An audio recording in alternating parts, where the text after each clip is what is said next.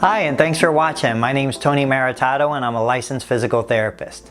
Today's question about total knee replacements comes from Facebook. The viewer asked, what will happen after my knee replacement since my bedroom and my bathroom are on the second floor of my house? They don't have any bathroom on the first floor.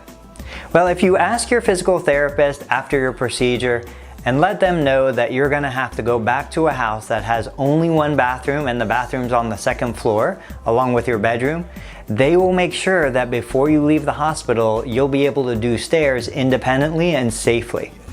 But if you want a little bit of insurance to make sure that you do it right, just start doing them now.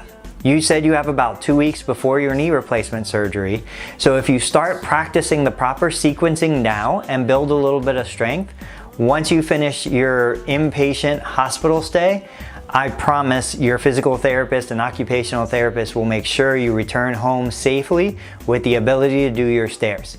So what's the proper sequencing?